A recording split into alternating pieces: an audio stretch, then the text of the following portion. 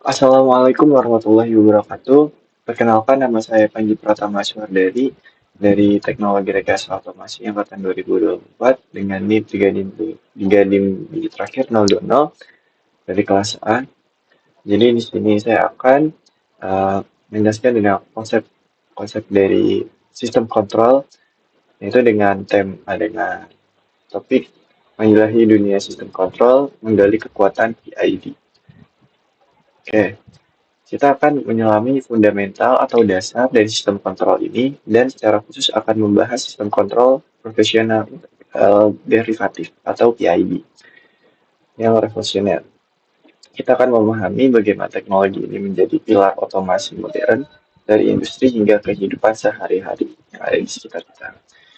Bisa dilihat teman-teman di sini yang menggunakan konsep otomasi dengan sistem kontrol, robot, dengan pembahasan sumber referensi sistem implementasi dan sistem kontrol dari Yus Bolton. Ini bukunya teman-teman, engineering, teman-teman bisa cari sendiri di internet.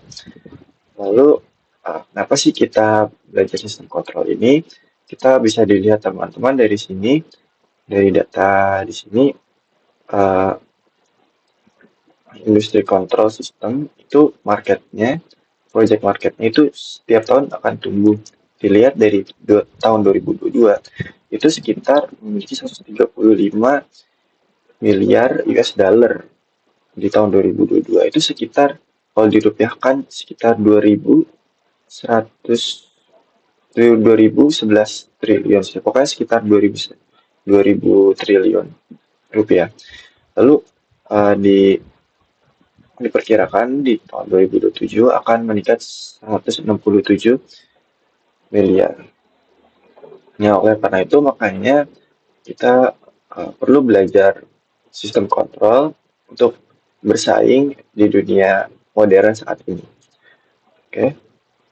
Jadi kita akan membahas pengertian dasar, tujuan sistem kontrol, komponen utama sistem kontrol, prinsip dasar PID, contoh sederhananya, kelebihan dan kekurangan. Oke, lanjut, langsung aja.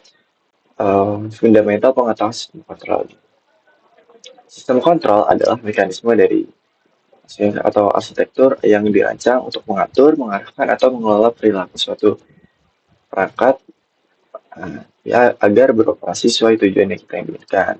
Nah, sesuatu yang tujuan yang kita inginkan ini disebut set point atau nilai target kita.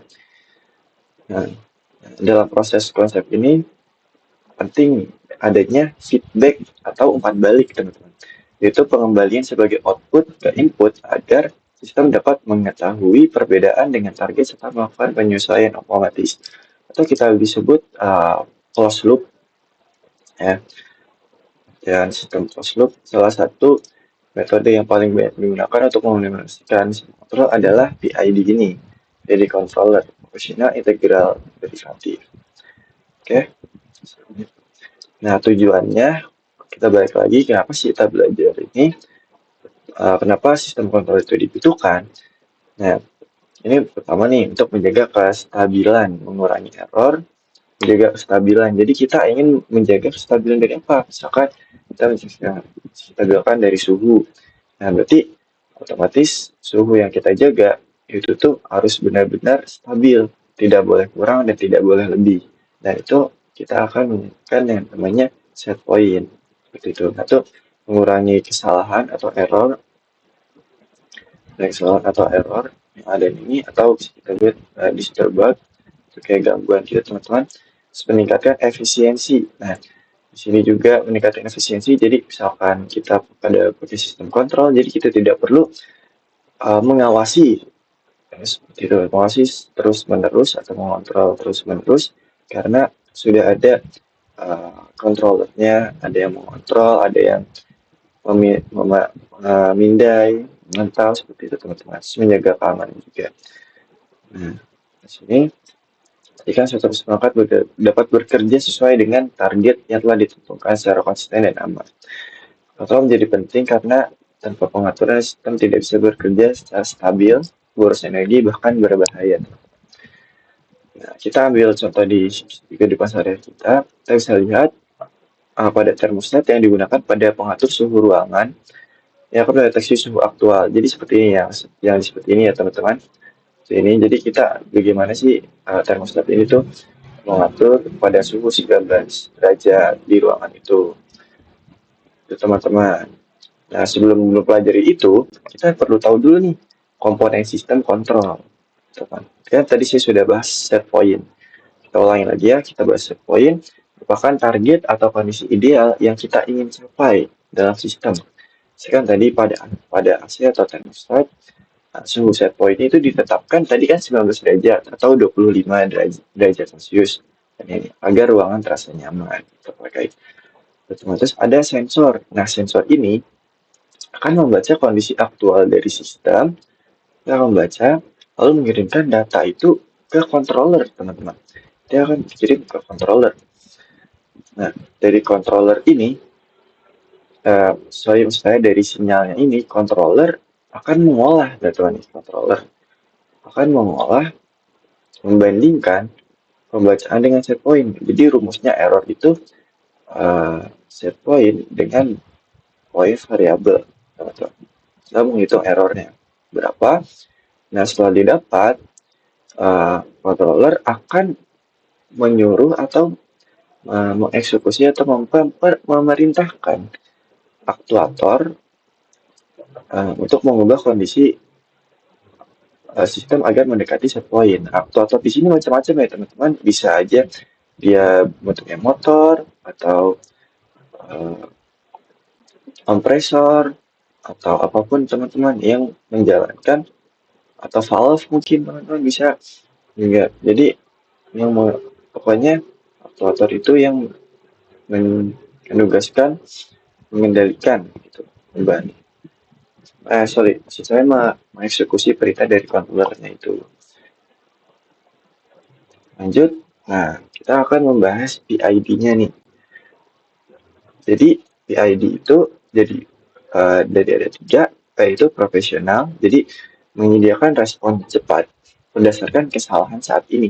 Terus ada integral, mengkoreksi kesalahan yang terakumulasi dari waktu ke waktu, menghilangkan offsetnya teman-teman. Terus ada D-nya itu derivatif, memprediksi perilaku sistem di masa depan berdasarkan laju perubahan kesalahan. Jadi sebenarnya terus berolah seperti itu. Nah, jadi kaitan dari sebuah algoritma kontrol umpan balik yang paling umum digunakan dalam sistem kontrol industri. Ia bekerja dengan menghitung kesalahan atau errornya teman-teman antara nilai proses yang diinginkan set point dan nilai proses yang terukur. Ya, aktualnya itu berapa? Gitu. Kemudian ia berusaha meminimalkan kesalahan ini dengan sesuaikan output proses. Jadi ketika sistem tadi meminta kita tuliskan 19, teman-teman. Nah, tapi misalkan suhu aktualnya itu ternyata 25 derajat. Nah, otomatis controller akan membaca atau sering saya ya akan membaca dan menghitung bagaimana yang pasnya itu untuk dikirimkan ke aktuator yang nantinya akan merubah suhunya itu lagi, ya suhu aktualnya. Terus seperti itu akan ya hingga ruangan tersebut menghasilkan 19 derajat, bukan 20 derajat. Seperti itu. Nah, kita akan contohnya di sini teman-teman. Ini ada mesin kopi ya. Bayangkan kita memanaskan air tepat ke suhu 90 derajat. Proses ini membutuhkan kendali yang presisi agar tidak terlalu panas dan tidak terlalu dingin. Nah, P di sini ketika suhu air P atau profesional di sini suhu air ketika air jatuh 90 derajat misalkan. Nah, ini masih 25 derajat. Nah, komponen P ini akan segera memberikan daya panas yang besar untuk mempercepat kenaikan suhu semakin dekat mendekati 90 derajat. Nah, lalu ada integral. Ini setelah suhu mendekati 90 derajat, mungkin ada selisih mungkin toleransi yang emang sebelum pas 90 derajat. Nah, komponen I ini akan meningkatkan daya panas sedikit demi sedikit seiring waktu untuk menghilangkan selisih kecilnya nih untuk memastikan suhu tepat 90 derajat. Terus ada derivatif Suhu mulai naik terlalu cepat menuju 90 derajat. Komponen dia mendeteksinya dan mengurangi daya panas saat untuk mencegah suhu melampaui 90 derajat. Jadi biar suhunya nggak overshoot teman-teman. Dan kemudian bisa naik turun. Nah, jadi ibarat itu air itu seperti barista teman-teman yang memanaskan air untuk kopi nih. Ya, kalau dianalogikan seperti barista, dia selalu ngecek suhunya, menyesuaikan panas, dan menjaga agar tetap stabil di 90 derajat. Kita analogikan seperti itu, teman-teman.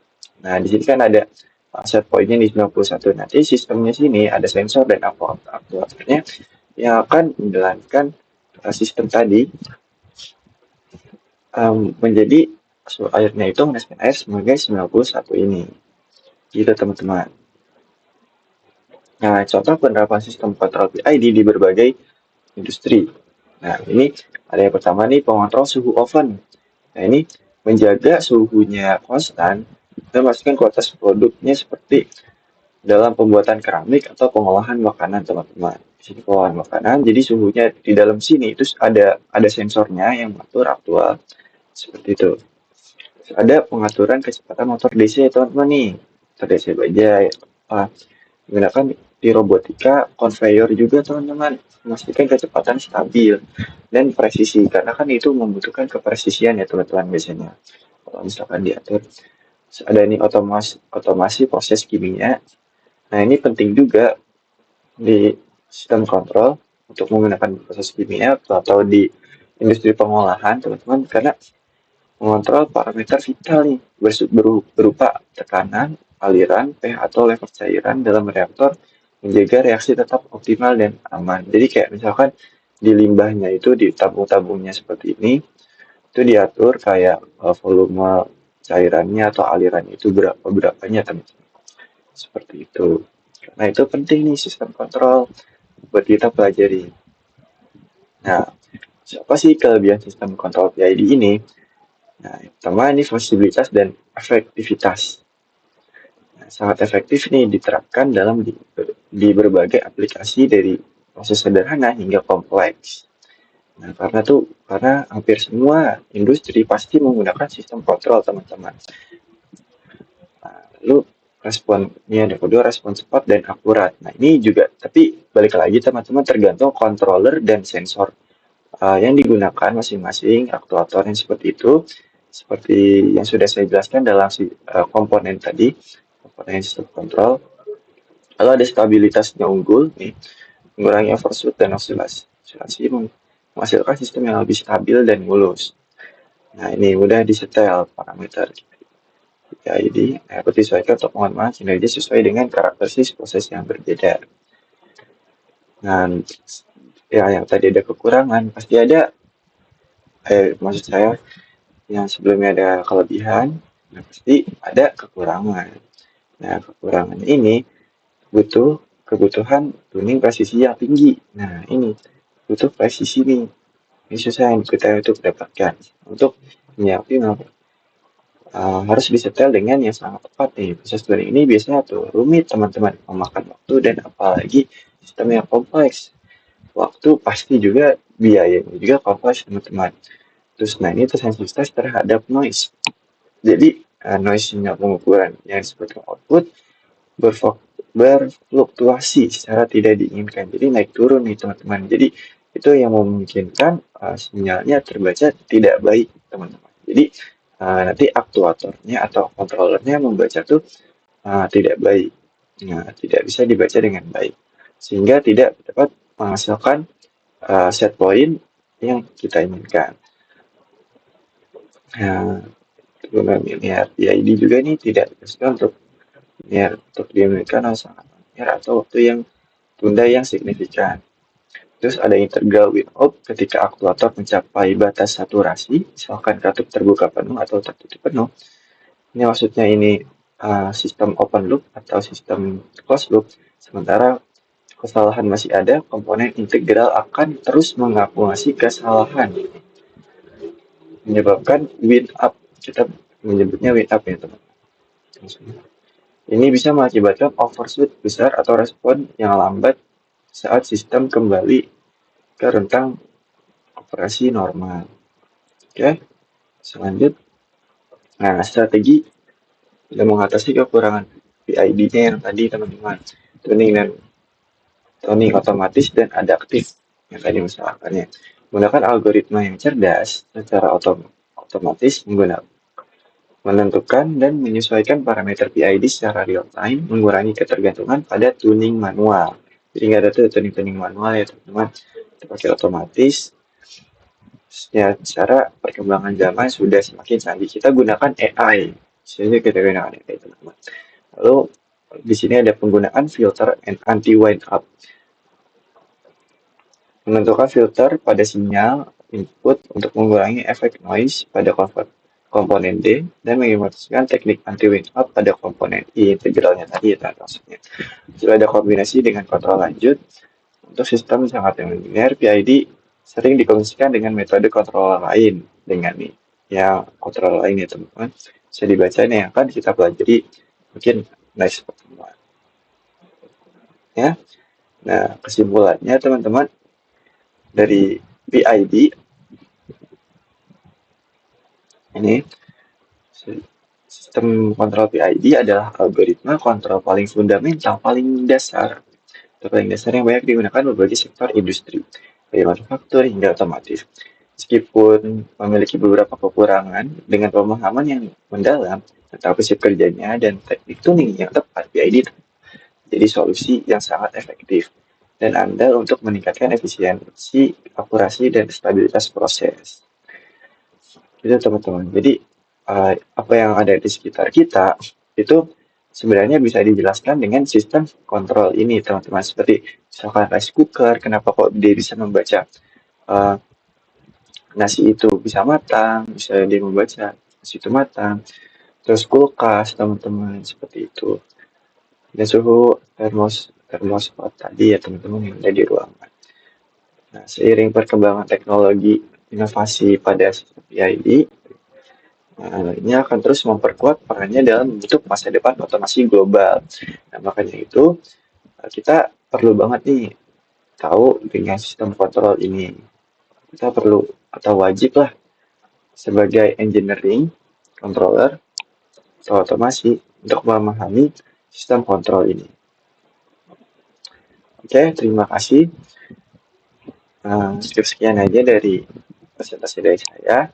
Jadi, berkat sistem kontrol ini, saya jadi bisa tahu nih, jadi bisa tidur nyenyak, lebih tepatnya, setelah mengetahui bagaimana dunia ini bekerja berkat sistem kontrol. Jadi kita nggak perlu mikir, oh iya, kenapa ya? Kok rice cooker bisa tahu kalau nasi di dalam itu udah matang? Apakah ada jinnya di dalam? Ternyata nggak seperti itu teman-teman, karena ada sistemnya di sana yang sudah kita bahas sebelumnya. Oke, cukup sekian dari saya. Wassalamualaikum warahmatullahi wabarakatuh.